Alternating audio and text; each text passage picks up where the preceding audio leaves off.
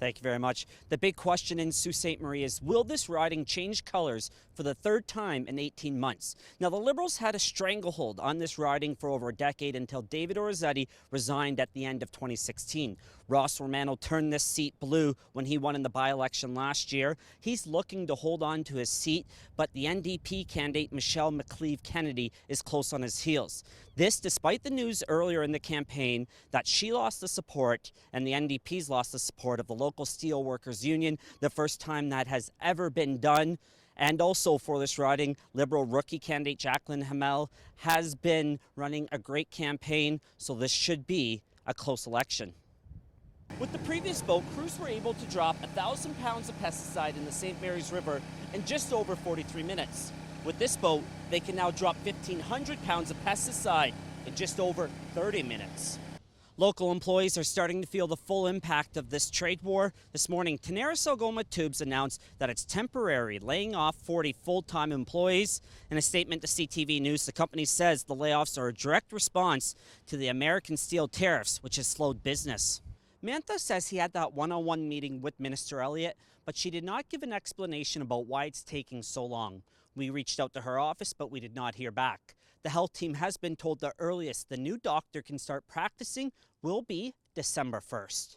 Because of social media, the Blue Ice has become a must-see destination, and tourist officials say people are coming from outside of the state to get their picture taken in front of the Blue Ice. The Garden River First Nation dump is located off the beaten path. There are no security cameras or guards to monitor it. It appears someone or people were taking advantage of that fact. We're talking about significant dumping from dump trucks, more than just your household garbage. Bell says 2 years ago, construction and demolition debris was found. So what we learned was it was non-toxic and not a harm to human life. You can't see any of the debris because it's buried under this land.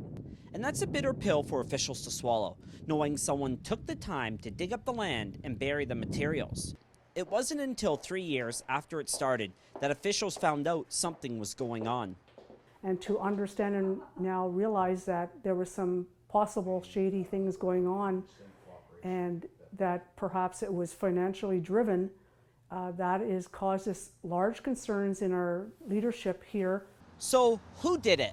Well, thanks to some tips from the public and figuring out what major construction projects were taking place in the area, Garden River First Nation has some leads. Ended up getting pointed in the direction of the Bridge Authority of Sault Ste. Marie. And as a result, we did reach out to the Bridge Authority, who have been very cooperative with us. And we got branched to another location, which is the city of Sault Ste. Marie.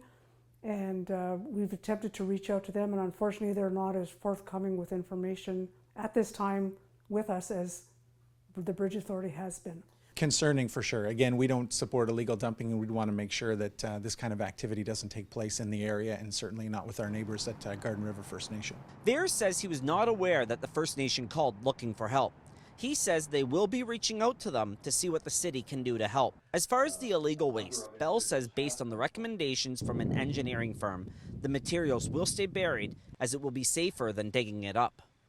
Jairus Patterson, CTV News, Garden River First Nation.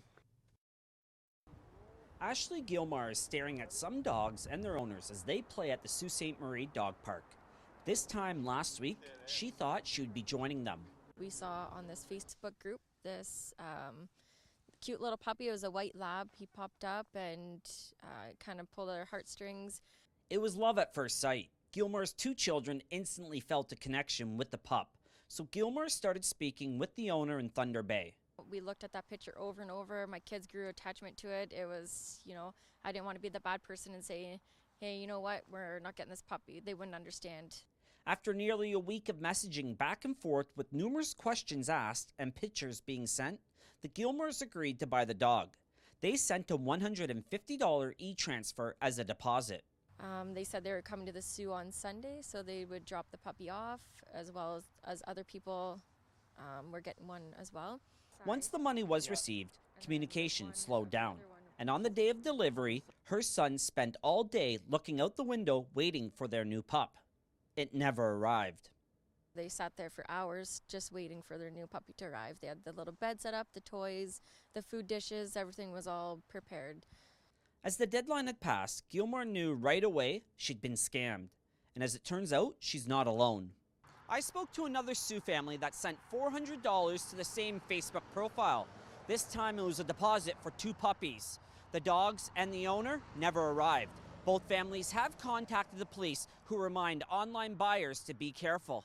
There are a number of secure and valid, forms of payment online. There are secure payment sites and companies. Try to do your homework before buying something. Gilmore feels she did ask a lot of questions, and she never saw any red flags. That is why she is speaking out, to let people know this can happen to you.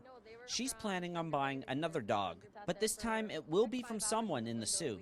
Jairus Patterson, CTV News, Sault Ste. Marie.